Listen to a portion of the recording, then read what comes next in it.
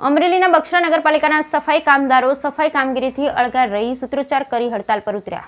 અમરેલી બક્ષરા નગરપાલિકાના સફાઈ કામદારોએ સફાઈ કામગીરીથી અળગા રહી સૂત્રોચ્ચાર સાથે હડતાલ પર ઉતર્યા। બક્ષરા નગરપાલિકા સફાઈ કામદારો સફળ કામગીરી બંધ કરવામાં આવી। બક્ષરા નગરપાલિકા સફાઈ કામદારોને અનેક પ્રશ્નો લઈ સફાઈ કામદારોમાં ભારે રોષ ભભૂક્યો। વિવિધ માંગણીઓ લઈને હડતાલ પર ઉતર્યા। નગરપાલિકાના સફાઈ કામદારોને પડતર માંગણીઓ ન સંતોષાતા સફાઈ કામદારો હડતાલ પર ઉતરી જતા શહેરમાં સફાઈ કામગીરી બંધ રહી। 2-3 મહિનાથી પગાર વિહોણા સફાઈ કામદારોને નગરપાલિકા ખાતે હડતાલ પર ઉતરી તંત્ર સામે રોષ ઠાલવ્યો। સફાઈ કામદારોની વિવિધ માંગણીઓ તાત્કાલિક ધોરણે નિવારણ આવે તેવી માંગ। Bureau report Ashok Manvar, Amreli.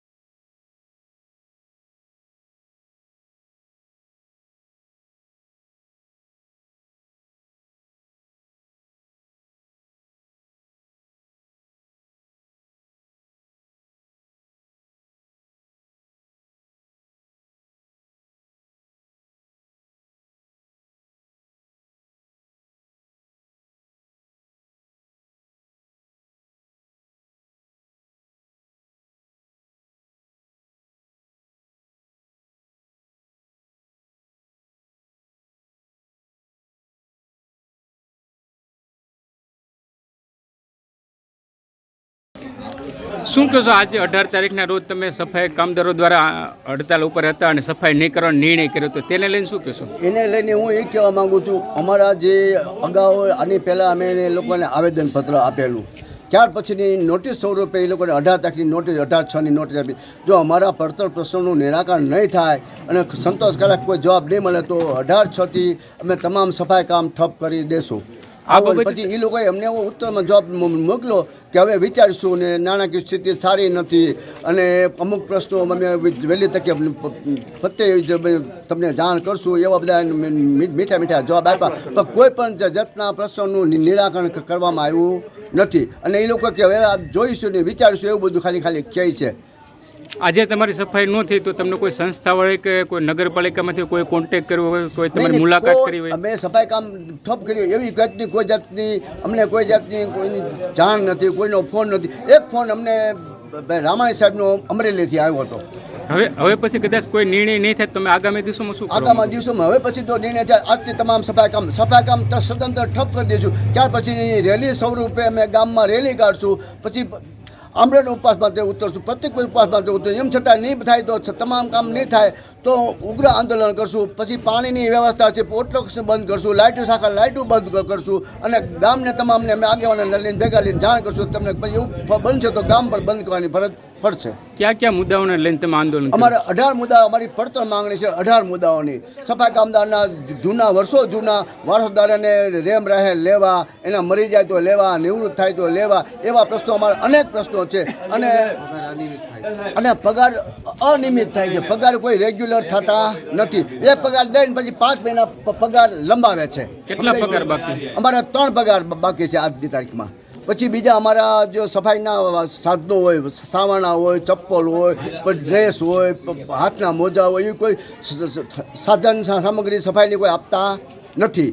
બીજું અમારા નિવૃત્ત કર્મચારી થયા એનું ફંડ હોય, પેન્શન ફંડ હોય, ગ્રેચ્યુટી હોય, રજા પગાર એ આજની 5 વર્ષ સુધી આજની તારીખમાં ચૂકવા નથી. આવી 15 માંગણીઓ છે. 15 માંગણીમાંથી એ લોકોએ ખાલી અમને લોલીપોપ જ આપ્યું છે. કોઈ જાતનો લેખિત જવાબ અમને મૌખિકમાં વાતો લેખિત જવાબ આપતા નથી.